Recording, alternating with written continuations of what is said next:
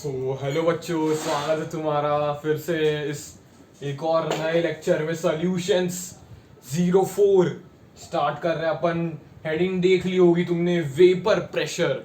आज डिस्कस करने वाले, आज अपन डिस्कस करेंगे बाइनरी सॉल्यूशंस का ही है। बाइनरी सॉल्यूशंस में आज हम वॉलेटाइल वॉलेटाइल सब्सटेंस डिस्कस करेंगे। दो वॉलेटाइल सब्सटेंस डिस्कस करेंगे, उनका सॉल्यूशन में वेपर प्रेशर वो अपन डिस्कस करेंगे। और अगले लेक्चर में नॉन वॉलेटाइल और वॉलेटाइल लेक्चर दोनों के सॉल्यूशन, दोनों का सॉल्यूशन किया, नॉन वॉलेटाइल और वॉलेटाइल का, वो डिस्कस करेंगे। तो वेपर प्रेशर शुरू से हम from the base we will start. Introduction पहले दे दूंगा। वेपर प्रेशर, वेपर प्रेशर से पहले अपन डिस्कस करेंगे इवेपोरेशन क्या होता है सर। इवेपोरेशन, क्योंकि बेटा evaporation is the process in which liquid changes to gas. मतलब वहां पे लिक्विड टू वेपर में चेंज हो रहा है, वेपर में चेंज हो रहा है। और टर्म वेपर प्रेशर अपने को क्या बताता है वो अपन देखने वाला है। सो ये मिटा दे के अपन इवेपोरेशन लिख लेते हैं। इवेपोरेशन का कॉन्सेप्ट मैं तुम्हें समझा देता हूं। इवेपोरेशन, सो बच्चों इवेपोरेशन क्या होता है तुम्हें मालूम है? जब भी liquid is getting converted into the vapour form, that is called vaporisation. Sorry, evaporation और वेपराइजेशन भी तुम बोल सकते हो। तो बेटा यहां पे कंटेनर ले लो, कंटेनर ले लिया मैंने। ये बेटा एक ओपन कंटेनर मैंने ले लिया है, ओपन कंटेनर मैंने ले लिया, एक ओपन कंटेनर है, यहां पे बोल दूंगा मैं ओपन कंटेनर है। तो बेटा यहां पे तुम बोल सकते हो अपना एक से मिक्सचर लिक्विड है। और बेटा यहां पे मॉलिक्यूल्स है, यहां पे लिक्विड के मॉलिक्यूल्स है, सरफेस वाले ये मॉलिक्यूल्स है बेटा। और एक वाला बेटा ये अंदर का मॉलिक्यूल है। तो बेटा अगर तुम्हें मालूम होगा तो इवेपोरेशन वो सरफेस के मॉलिक्यूल्स से होता है, सरफेस के मॉलिक्यूल्स के थ्रू होता है। अपन ने फिजिक्स में पढ़ा है क्लास 11th में सरफेस टेंशन, कि पार्टिकल वो अंदर है, उसका नेट कोहेसिव फोर्स 0 आता है। और यहाँ पे एक्सेस एनर्जी अपने को देखने को मिलती है सरफेस पार्टिकल्स में। तो बेटा क्या बोलते हैं अपन इन्हें? सरफेस मॉलिक्यूल बोल दूंगा मैं। और ये है बेटा बल्क मॉलिक्यूल है ये। तो बेटा बल्क मॉलिक्यूल में चारों तरफ से फोर्सेस लग रहे हैं, तो नेट तेरा कोहेसिव फोर्स 0 हो रहा है, your net cohesive force is 0। लेकिन यहां से बेटा देख सकते हो, यहाँ पे इन्हें नीचे की तरफ ही फोर्स लग रहा है, नीचे की तरफ ही इन मॉलिक्यूल्स पे फोर्स लग रहा है। तो इन मॉलिक्यूल्स के नीचे की तरफ ही फोर्स लग रहा है, और ऊपर के तरफ कौन सा फोर्स नहीं लग रहा? हाँ सर, इसलिए इनके अंदर एक एक्सेस एनर्जी डेवलप्ड हो जाती है। एक्सेस एनर्जी या एक्सेस काइनेटिक एनर्जी, जैसे तुम्हारे बुक में दिया है एक्सेस काइनेटिक एनर्जी। बेटा इनके पास काइनेटिक एनर्जी ज्यादा है नीचे वाले मॉलिक्यूल से, इसलिए वो ऐसे सरफेस पे आए। इसलिए उनकी टेंडेंसी होगी कि वो वेपर के फॉर्म में, बच्चों वेपर के फॉर्म में इवेपोरेशन हमें दिखाएंगे, और एटमॉस्फेयर में वो ऐसे कंटेनर से अपने जाएगी। तो बेटा क्या थी दो कंडीशंस, देख लेता हूं मैं बुक से। 1, लेसर फोर्स ऑफ अट्रैक्शन। बेटा यहां पे देख ले, लेसर फोर्स ऑफ अट्रैक्शन है, नीचे की तरफ से ही लेसर फोर्स ऑफ अट्रैक्शन है, क्योंकि यहां पे सिर्फ एक ही फोर्स ऑफ अट्रैक्शन है नीचे की तरफ, तो वो थोड़े वीकली हेल्ड है। और एक काइनेटिक एनर्जी उनकी ज्यादा है। काइनेटिक एनर्जी ज्यादा है तो बेटा टेंडेंसी उनकी इवेपोरेट होने की ज्यादा है। टेंडेंसी, क्या बोल रहा हूं मैं सर, लिख देता हूं यहां पे, tendency of evaporation, evaporation, tendency of evaporation है उनके पास, टेंडेंसी है उनको इवेपोरेट होने की। तो ऐसा ये प्रोसेस होते जाता है कि सरफेस मॉलिक्यूल से वो इवेपोरेट होगा, फिर नीचे वाले मॉलिक्यूल्स वो ऊपर आएंगे, वो वाला मॉलिक्यूल इवेपोरेट होगा। तो बेटा इन open container, in open container the weight of the, यहाँ पे the weight of the solution, क्या बोल रहा हूं, जो ये सोल्यूशन टाइप का है, सोल्यूशन टाइप का है, weight of the solution will decrease, will decrease.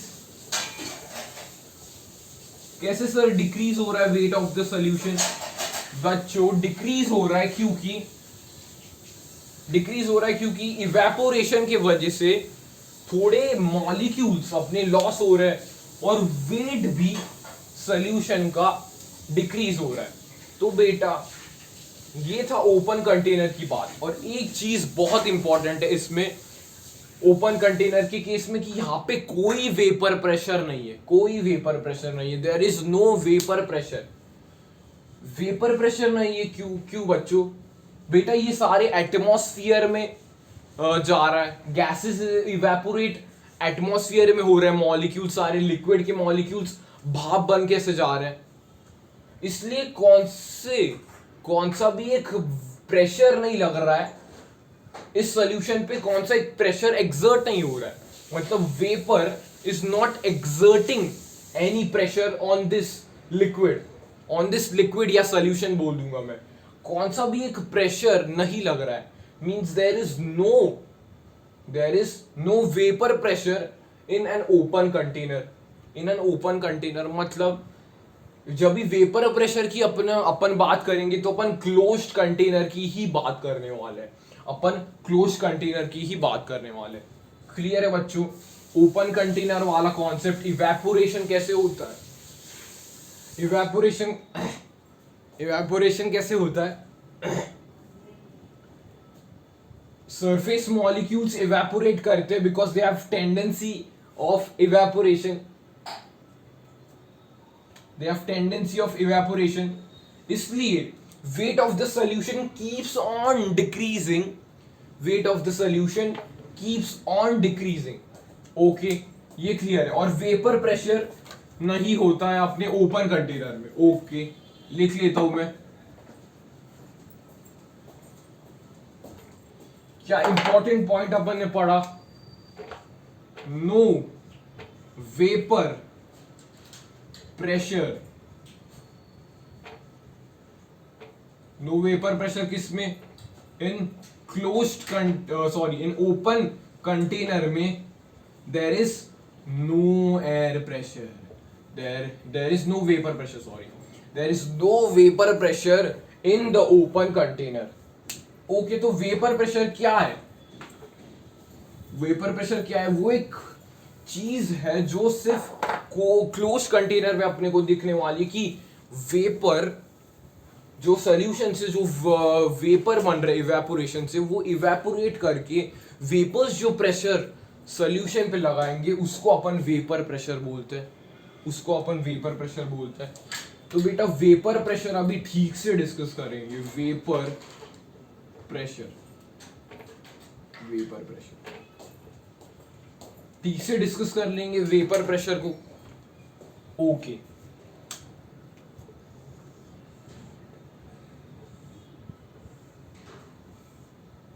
और यहां पे बेटा मैंने क्लोज्ड कंटेनर ले लिया है, क्लोज्ड कंटेनर ले लिया है। ओके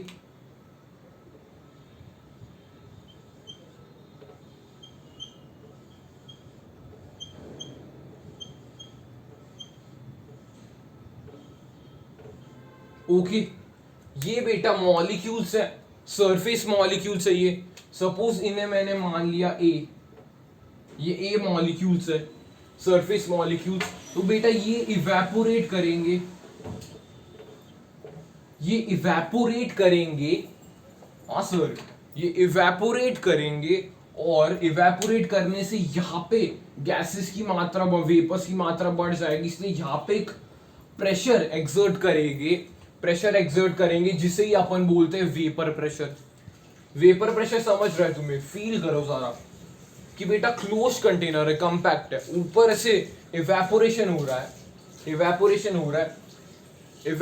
होने से वो बाहर नहीं जा पा रहा है, it is bound, so pressure लगा रहा है इस ए मॉलिक्यूल्स के सोल्यूशन पे, इस सोल्यूशन पे वो ऐसे प्रेशर लगा रहा है, पलट के प्रेशर लगा रहा है। ओके, तो बेटा ये इंपॉर्टेंट है कि वेपर प्रेशर वो क्लोज कंटेनर में अपने को देखने मिलेगा, क्लोज कंटेनर में यहां पे बेटा इवेपोरेशन हो रहा है, इवेपोरेशन के बाद तुम और एक फिनोमेना यहां पे देख सकते हो कि ये वेपर मॉलिक्यूल्स कंडेंस भी हो रहा है ये बैक, क्योंकि बेटा ऊपर भाप बन रही है। अगर तुमने एक अज्यूम किया है कि अगर अपन ने आधी बॉटल, पानी की बॉटल आधी पी के रख दी, तो after some time you see that liquid के ड्रॉप्स ऐसे वो कैप के इधर सराउंड हो जाते हैं, मतलब वहां पे कंडेंसेशन हो रहा है। क्योंकि बेटा ओपन कंटेनर में कंडेंसेशन क्यों नहीं हो पा रहा था सर? क्योंकि इवेपोरेशन वो हो रहा था, there was no certain barrier which was stopping the evaporation, there was no certain which was stopping the vapors, और यहाँ पे स्टॉप कर रहा है, इसलिए जो स्टॉप करने से क्या हो रहा है कि वेपर वो अपनी लिक्विड में कन्वर्ट हो रही है, वेपर वो लिक्विड नहीं बोलूंगा मैं, वाटर ड्रॉप्स में कन्वर्ट हो रहा है। मतलब यहाँ पे उल्टी प्रोसेस क्या हो रही है, नीचे की तरफ की कंडेंसेशन भी हो रहा है, सर यहाँ पे।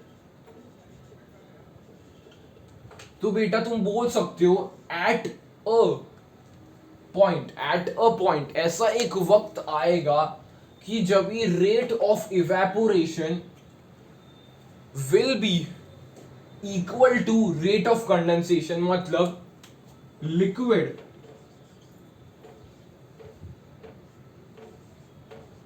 और वेपर का इक्विलिब्रियम, जितना लिक्विड बन रहा वेपर में कन्वर्ट हो रहा है, वेपर भी लिक्विड में कन्वर्ट हो रहा है एट इक्विलिब्रियम कंडीशन। ये बोल सकता हूं क्या मैं? इक्विलिब्रियम में अपन ने पढ़ा है लिक्विड, यहाँ पे क्या हो रहा है, लिक्विड वेपर में कन्वर्ट हो रहा है, इवेपोरेशन, और वेपर लिक्विड में कन्वर्ट हो रहा है, कंडेंसेशन। इक्विलिब्रियम अपन स्टडी करते हो क्लोज कंटेनर अपने को मस्त था। वेपर प्रेशर भी जब भी तुम टर्म देखोगे तभी क्लोज कंटेनर में ही वेपर प्रेशर तुम्हें देखने मिलेगा। क्लियर है बच्चों? तो ये है बेटा, देख लेता हूं मैं और क्या बचा है क्या वेपर प्रेशर के बारे में। ओके, हाँ, वेपर प्रेशर क्या है? एट इक्विलिब्रियम द प्रेशर, देख लेता हूं मैं, the pressure of vapours above the liquid surface is equal to vapour pressure. वही मैंने यहां पे एक्सप्लेन किया है। ये जो गैसेस, ये जो वेपर्स का वेपर टर्म में यूज करूंगा, ये जो vapour above the surface of liquid, जो प्रेशर ये बना रहे, जो प्रेशर सर ये बना रहे, उसको ही अपन वेपर प्रेशर बोल देते हैं, उसको ही अपन वेपर प्रेशर बोल देते हैं। और यहां पे मैं क्या लिख सकता हूं, यहां पे ये पी नॉट ए है, मतलब पार्शियल प्रेशर ऑफ ओरिजिनल ए, बोल सकता हूं क्या मैं? Partial pressure of pure liquid, vapour pressure of pure liquid A बोल सकता हूं मैं। पार्शियल प्रेशर पी के टर्म्स में अपन ने लिखा है, उसको ही अपन वेपर प्रेशर बोलते हैं। Vapour pressure of A in a vapour pressure of a pure liquid A, क्योंकि बेटा ये लिक्विड मॉलिक्यूल्स ही थे, तो ये क्या बोल सकता हूं मैं इसे, पी नॉट ए क्या बोलता है, vapour pressure of pure liquid A बोल सकता हूं क्या सर मैं? Vapour pressure of pure liquid A बोल सकता हूं। मतलब प्योर लिक्विड कैसे, यहां पे कौन सा अदर कंपोनेंट नहीं है, there is only a one component, इसलिए मैं इसको प्योर अज्यूम कर रहा हूँ, उसको प्योर मैं मान ले रहा हूँ। तो बेटा ये था बेसिक, सबसे बेसिक कॉन्सेप्ट वेपर प्रेशर का। वेपर प्रेशर का क्या है, क्लोज कंटेनर मस्ट है उसके लिए। फिर at equilibrium the pressure of vapour molecules above the surface of liquid is called the vapor pressure। यहां पे मैंने सारा एक्सप्लेन कर लिया है। ओके, अभी बेटा वेपर प्रेशर वो किन किन टर्म्स पे डिपेंड करता है और किन किन टर्म्स पे नहीं डिपेंड करता, वो अपन देखेंगे कि किन किन टर्म्स पे ये डिपेंड करेगा और किन किन टर्म्स पे ये नहीं डिपेंड करेगा, वो अपन देख लेते हैं अभी। Okay, so it does not depends on the shape or size of container।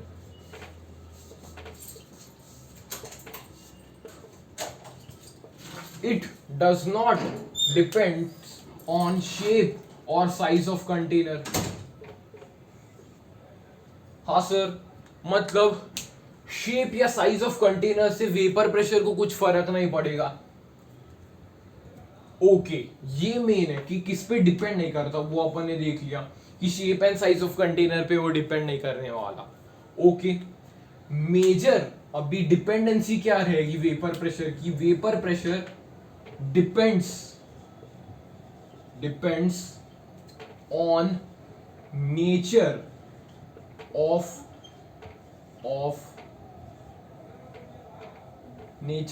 क्या बोलते हैं अपन उसको, depends on nature of liquid, शायद से नेचर ऑफ गैस या लिक्विड बोलते हैं, substance, nature of substance depends on nature of substance. Nature of substance अपन बोल देंगे, मतलब नेचर ऑफ सब्सटेंस पे ये डिपेंड करने वाला है। मतलब सपोज मैंने ले लिया वाटर और इथेनॉल, एक एग्जांपल मैंने ले लिया वाटर और इथेनॉल CH3CH2OH, इथेनॉल ले लिया।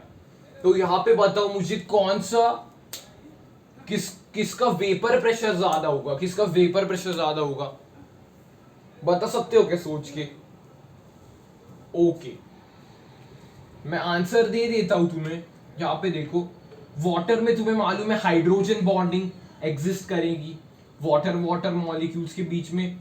अपन ने देखा था हाइड्रोजन बॉन्डिंग में 11th में तुमने पढ़ा होगा कि वाटर मॉलिक्यूल्स में फोर हाइड्रोजन बॉन्ड्स रहते, surrounded by 4 hydrogen bonds.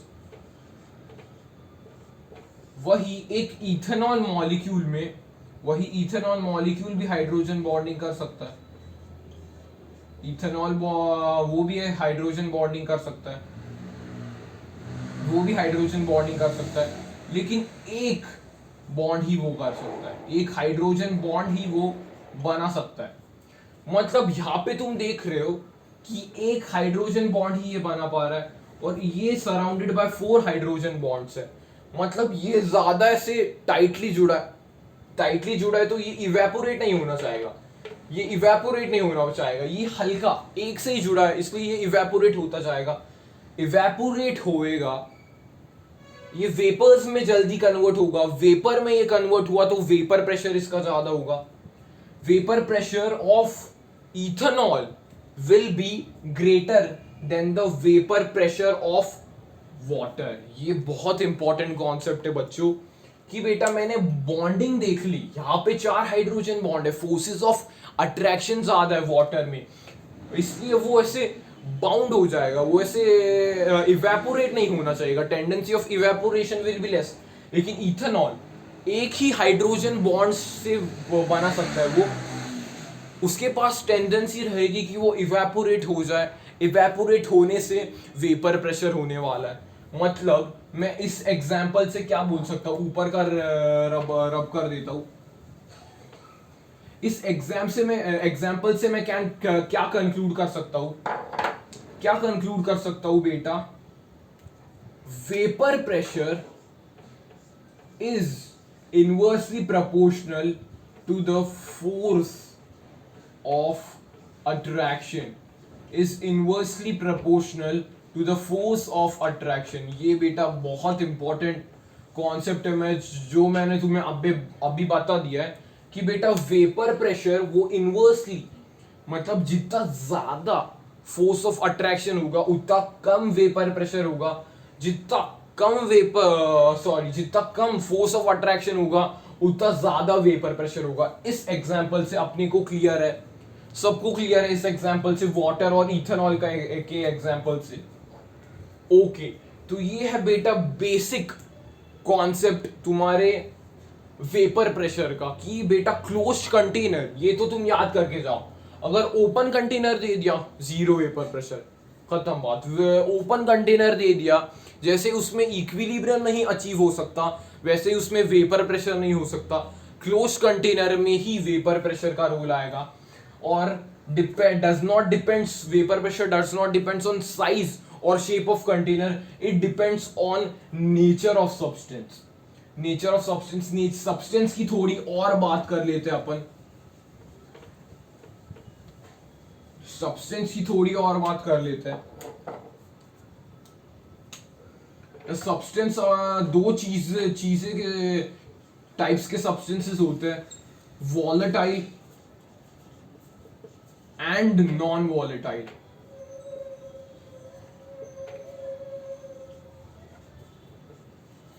Volatile, हाँ सर, वॉलेटाइल अपन जनरली लिक्विड्स को वॉलेटाइल कंसिडर करेंगे, यानी कि सॉल्वेंट्स को वॉलेटाइल कंसिडर करेंगे, और नॉन वॉलेटाइल अपन जनरली सॉल्यूट्स को कंसिडर करेंगे। सॉल्यूट्स को अपन बोल देंगे कि ये सर नॉन वॉलेटाइल है, नॉन वॉलेटाइल है, सॉल्यूट्स या फिर सॉलिड्स बोल सकता हूं मैं। तो बेटा नॉन वॉलेटाइल में P naught will be equal to zero. P not बेटा जीरो कैसे हुआ, नॉन वॉलेटाइल बेटा सब्सटेंस इवेपोरेट ही नहीं करेगा, नॉन वॉलेटाइल सब्सटेंस इवेपोरेट ही नहीं करेगा, इसलिए उसमें वेपर प्रेशर जीरो होगा।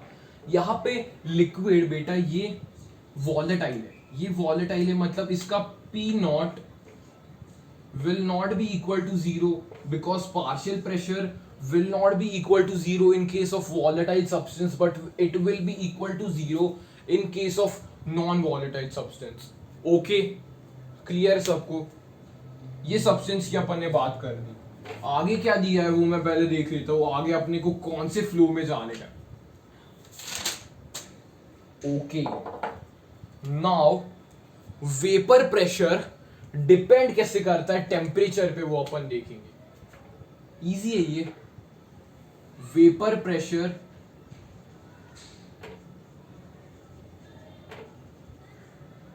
टेम्परेचर पे कैसे डिपेंड करता है वो अपन देखेंगे। तो बेटा सिंपल कॉन्सेप्ट है,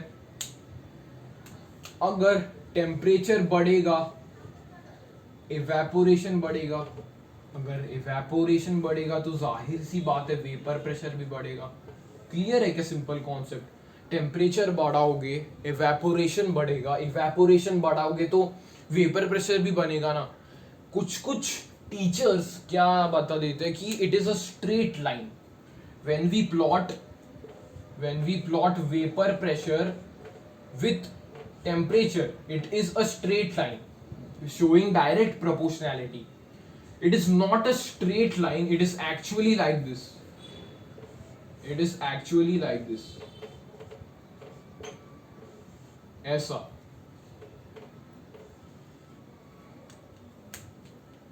Okay, it is not actually I can say directly proportional, लेकिन dependence तुम देख सकते हो कि टेम्परेचर बढ़ रहा है, इवेपोरेशन बढ़ रहा है, वेपर प्रेशर बढ़ रहा है।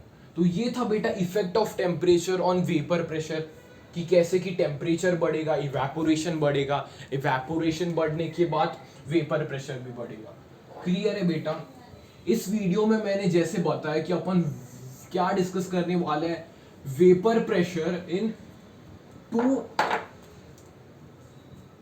क्या बोल रहा हूं मैं, two volatile, sorry, two volatile substance, two volatile substances में अपन डिस्कस करने वाले हैं। Vapour pressure in two volatile substances में अपन डिस्कस करने वाले हैं, जिसमें सल्यूट वो अपन लिक्विड लेने वाला है, और वो कैसा लेने वाला है, वॉलेटाइल लेने वाला है, और सॉल्वेंट अपन लेने वाले हैं, वो भी अपन लिक्विड लेने वाले हैं, और वो अपन वॉलेटाइल लेने वाले हैं। मतलब इसमें अपन सल्यूट और सॉल्वेंट दोनों लिक्विड ले रहे हैं और दोनों वॉलेटाइल ले रहे हैं। ये अपने आज का मोटिव है, मेन मोटिव ये है कि दो वॉलेटाइल सब्सटेंसेस में अपने को डिस्कस करने का है। सल्यूट है ये सॉल्वेंट है। तो बेटा ये अपन डिस्कस करने वाले हैं। अभी तुमने मेरा पहला लेक्चर देखा होगा कि सल्यूट और सॉल्वेंट कैसे अपन बता सकते हैं कि कौन सा सल्यूट है कौन सा सॉल्वेंट है। जो बेटा लेस अमाउंट में that is the solute, and जो बेटा मोर अमाउंट में दैट इज द सॉल्वेंट। जो मोर अमाउंट में दैट इज द सॉल्वेंट, और जो लेस अमाउंट में that is the solute. Okay, तो यहाँ पे मैं ऐसे एक मजेदार तुम्हें कंडीशन बता देता हूं, इसको पूरा क्लियर तुम्हें होने के लिए, ये पार्ट तुम्हारा पूरा क्लियर होने के लिए मैं एक सिंपल से डायग्राम से तुम्हें समझाने वाला हूं।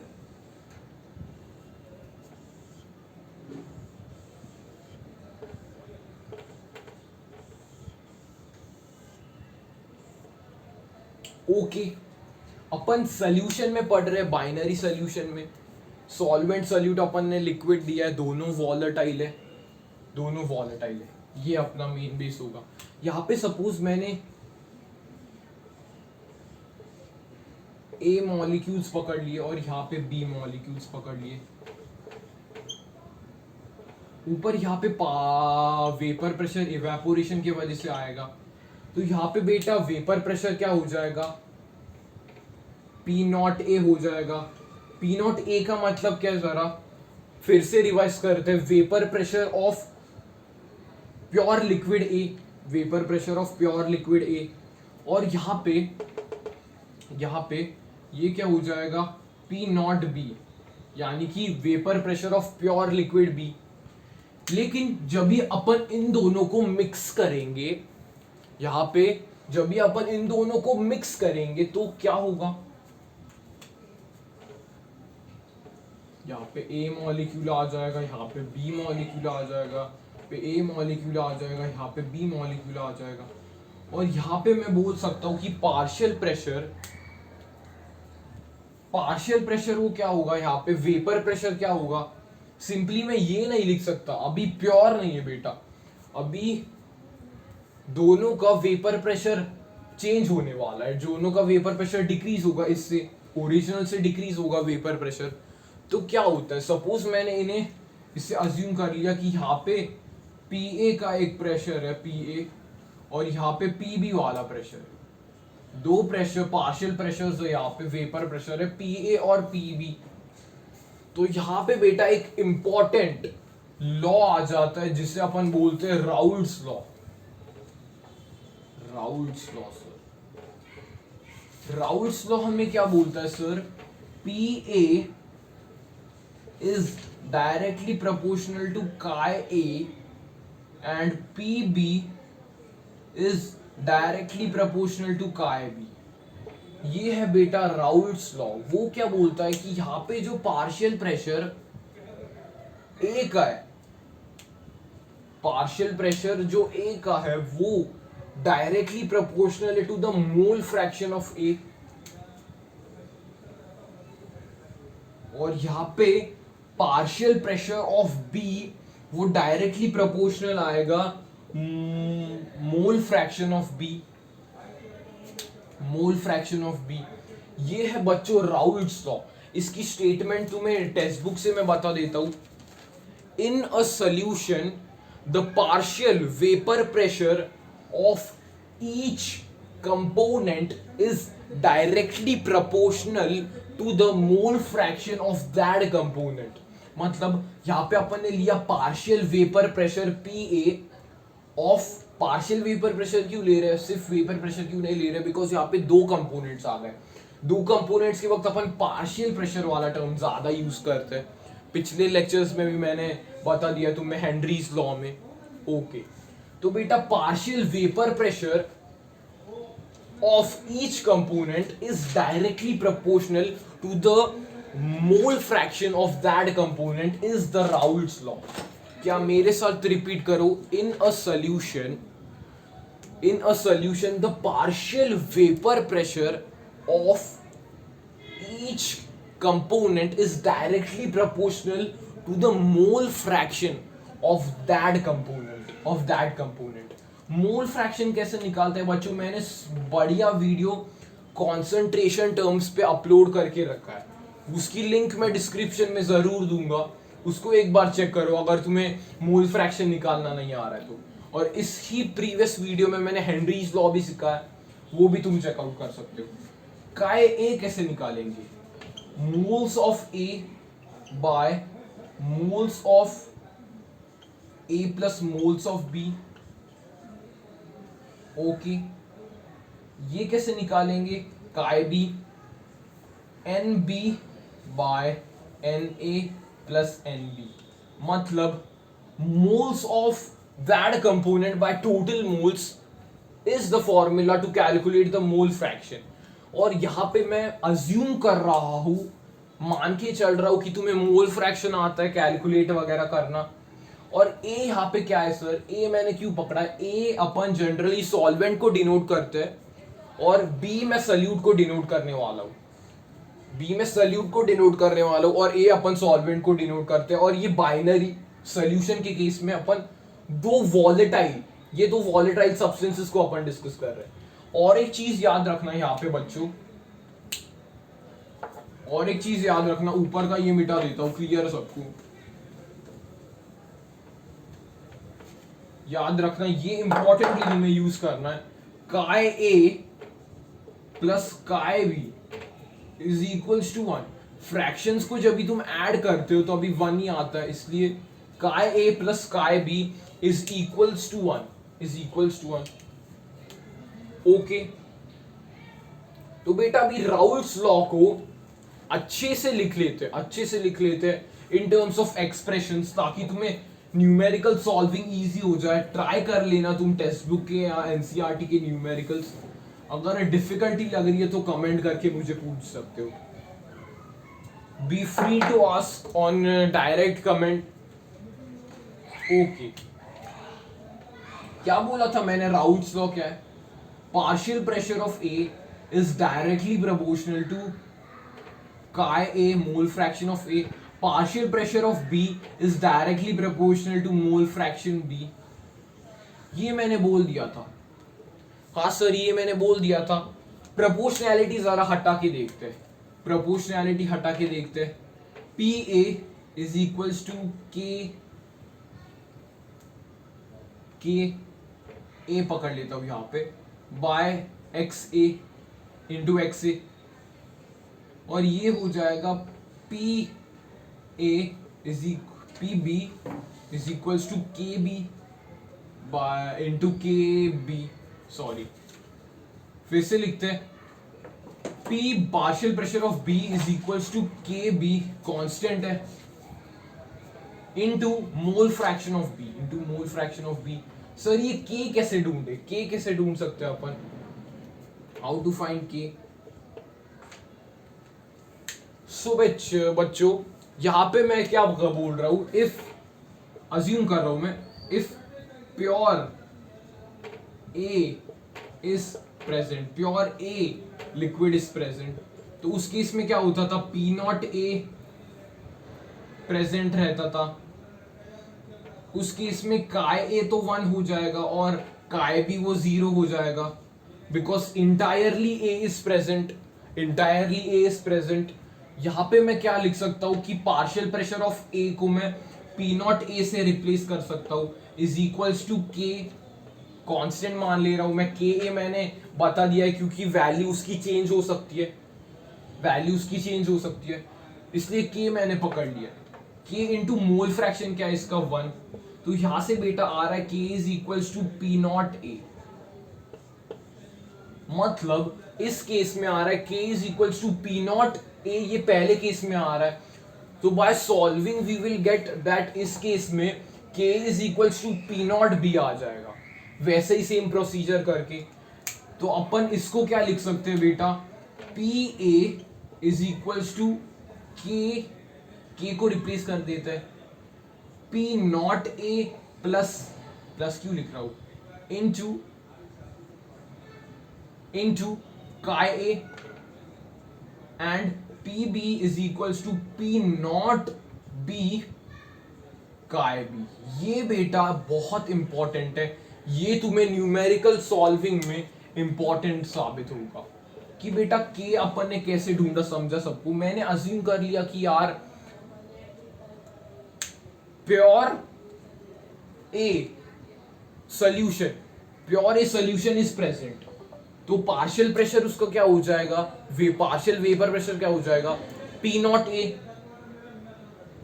ए हो जाएगा, तो काय ए 1 हो जाएगा, काय बी 0 हो जाएगा, 1 पुट कर लो, जहां पे P not partial pressure of A की जगह मैंने पी नॉट ए पुट कर लिया, K is equal to P not A आ जाएगा, और similarly in case of B K is equal to P not B आ जाएगा।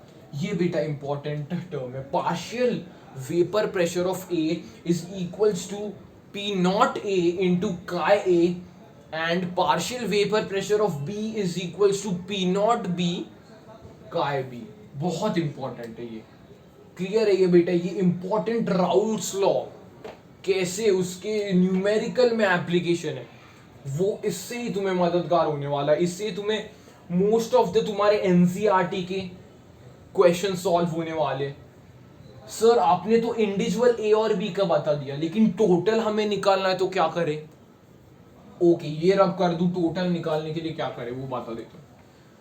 तुमने मुझे पूछा कि ए और बी इंडिविजुअल, सॉल्यूट और सॉल्वेंट का तुमने इंडिविजुअल निकाल दिया सर, तो टोटल कैसे निकाले, तो P T is equal to partial pressure of A plus partial pressure of B. बहुत सिंपल है ये, बहुत सिंपल है ये बेटा, ये राउल्स लॉ नहीं है, ये राउल्स लॉ नहीं है, ये क्या है बेटा, Dalton's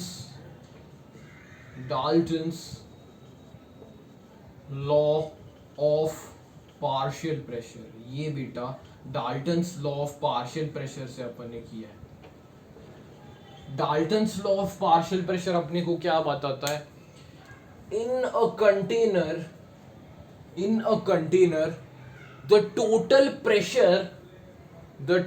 pressure is equal to the summation of partial pressure of its components। मतलब summation of partial pressure तुम करोगे तो तुम्हें टोटल प्रेशर मिलने वाला है, ये है बेटा डाल्टन्स लॉ ऑफ गैसेस या ऑफ पार्शियल प्रेशर, गैसेस भी बोल सकते हो, Dalton's law of partial pressure और डाल्टन्स लॉ ऑफ गैसेस के वक्त उसने दिया था ये लॉ, जो अपन 11th में स्टेट्स ऑफ मैटर में भी पढ़ चुके हैं। ओके ये क्लियर है बेटा, डाल्टन्स लॉ वगैरह। पीटी कैसे ढूंढोगे, P A plus P B, P A कैसे ढूंढोगे, P not A into chi A, P B कैसे ढूंढोगे, P not B into chi B. Okay ये क्लियर है, ये यहां से ही तुम्हें एनसीईआरटी के क्वेश्चन सॉल्व होने वाले हैं, जो अभी मैंने 5-10 मिनट में बताया, राउल्स लॉ और उसका न्यूमेरिकल एप्लीकेशन। नेक्स्ट पे चल लेते हैं। ओके ये भी हो गया। क्वेश्चंस में तुम्हें बाद में से पूरा चैप्टर होने के बाद एक बड़ा 1 से 2 घंटे का लेक्चर आएगा, उस पे पूरे क्वेश्चंस क्लियर हो जाएंगे। आगे बेटा क्या इंपॉर्टेंट एक क्वेश्चन जेई वगैरह में क्वेश्चन पूछते हैं कि पार्शियल प्रेशर क्या, पार्शियल प्रेशर नहीं, हाँ वेपर फेज में क्या है वेपर प्रेशर, वो अपने को पूछते हैं वेपर फेज में क्या है pressure, sorry mole fraction. Vapour phase में कौन से क्वेश्चन की बात कर रहा हूं मैं, वेपर फेज में मोल फ्रैक्शन क्या होता है, मोल फ्रैक्शन क्या होता है वो पूछ लेते हैं वो।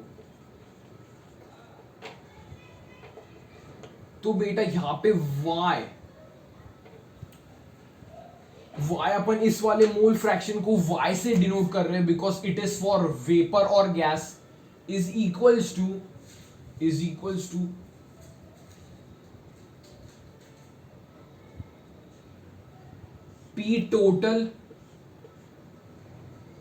P total y of gas बोल दूंगा मैं, इनटू गैस को हटा के y ऑफ वेपर कर लेते हैं, वेपर फेज, इनटू काय ऑफ वेपर जो भी अपने को दिया है, काय नहीं सॉरी यहां पे